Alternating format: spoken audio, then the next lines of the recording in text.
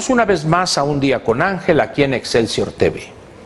Debo confesarle que hasta hace unos minutos estuve todavía tentado a comentarle a usted los dos documentos que mes a mes da a conocer el INEGI por estos días. Normalmente es el día 9 del mes, el noveno día del mes, pero tomando en cuenta que será domingo, se adelanta al día hábil más cercano. Por esa razón, hoy mismo, muy temprano, a las 8:30, 9 documentos. Uno de ellos es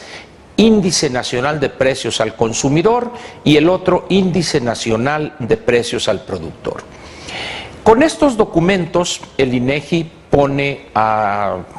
los interesados, les entrega sin ninguna restricción, simplemente con la molestia que se tomaría usted de entrar a su página, para que conozca cuál ha sido la variación del índice, de ese índice o de esos índices, que equivale a conocer de cuánto fue, para decirlo coloquialmente, la inflación en el mes que recién ha terminado.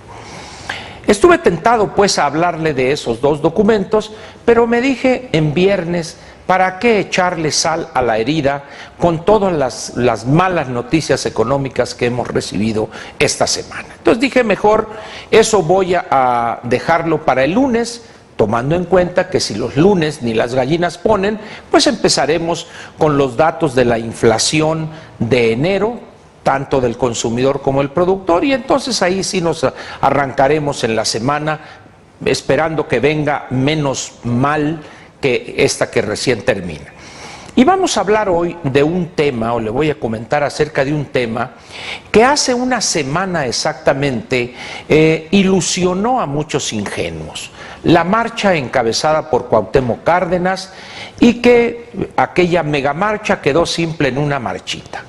cumpliéndose aquella vieja máxima que dice que en México, para marchas, la marcha de Zacatecas. Escasamente 20,000 personas acompañaron en esta aventura fallida a Cuauhtémoc Cárdenas al Zócalo. Él fue el único orador, y ya, como comentamos también ese mismo día y desde un día antes, el jueves de la semana pasada, nadie se acordaría de esa mini marcha o marchita pasando 2 o 3 días, cosa que efectivamente ha sucedido. Pero tomando en cuenta la recurrencia a este tipo de protestas, entre comillas, las marchas, las manifestaciones,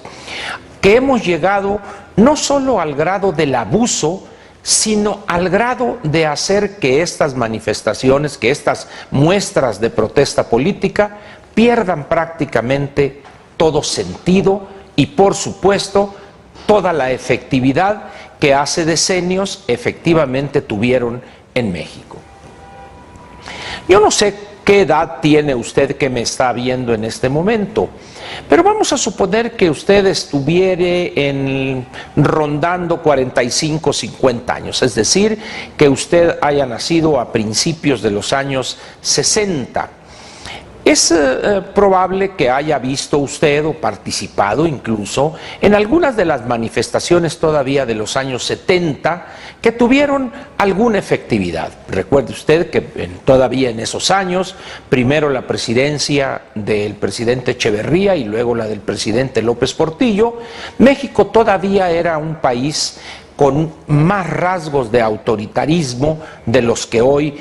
sobreviven. Se hablaba, incluso algún clásico por ahí acuñó la expresión, que en esos años vivimos la época del dorado autoritarismo. Es decir, usted vio o vivió, repito, si usted participó en alguna de ellas, lo que realmente era participar en una marcha por las calles de la Ciudad de México, particularmente Reforma, llegar al Zócalo por 5 de Mayo, que es la avenida más amplia, y los riesgos que implicaba participar en un acto de protesta política como ese. Es evidente que si usted tiene más años, si está en los 60, 65 años, pues le tocaron las manifestaciones, las marchas del movimiento estudiantil de 1968, y si tiene todavía más años, bueno, pues quizá la de los médicos, el movimiento de protesta de los médicos en 1965, y las manifestaciones cortas o marchas y el mitin final que se hacía en el hemiciclo a Juárez cada aniversario de la Revolución Cubana, que para fines prácticos se celebraba el 26 de julio.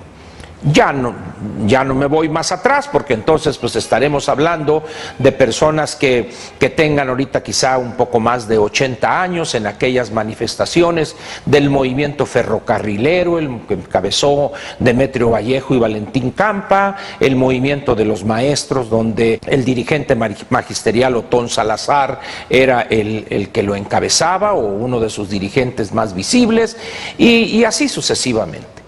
Y a medida que nos vamos hacia atrás en el tiempo, el riesgo era mayor si se participaba en una marcha de protesta en contra del gobierno en aquel entonces, que evidentemente eran del PRI.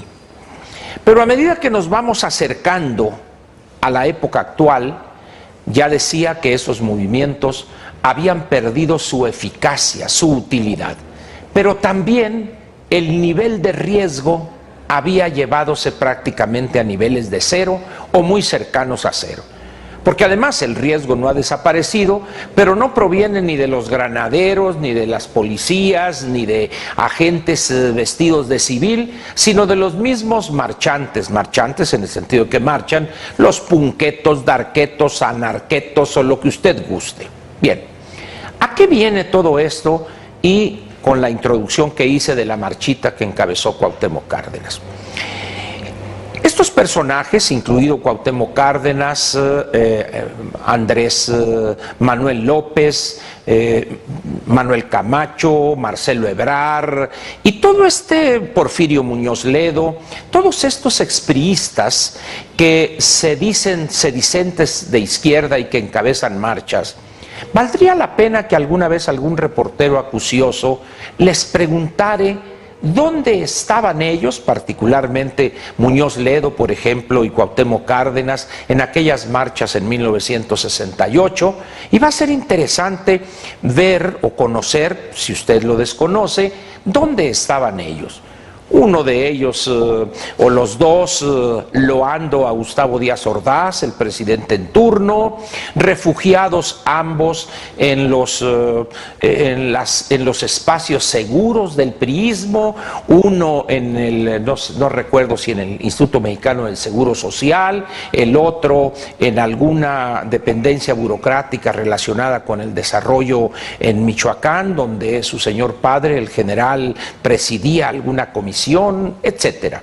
Pero todos ellos, cuando realmente se necesitaba algo más que voluntad para manifestarse o para participar en una marcha, muchos de los que ahora las encabezan cómodamente estaban, en primer lugar, gustando de las mieles del poder en aquellos años del dorado autoritarismo, pero merced a una conversión casi religiosa, hoy se dicen de izquierda y encabezan marchas. Evidentemente, como dije, las encabezan cuando ya no tiene chiste. ¿Qué sentido tiene marchar por Reforma ahorita? Simplemente, pues el gran riesgo es recibir las mentadas que los automovilistas o los peatones o las personas que tienen que bajarse del metrobús o aquellas personas que tienen que caminar cientos de metros para poder ver cómo eluden las dificultades que causan estas marchas, y el apoyo popular brilla por su ausencia.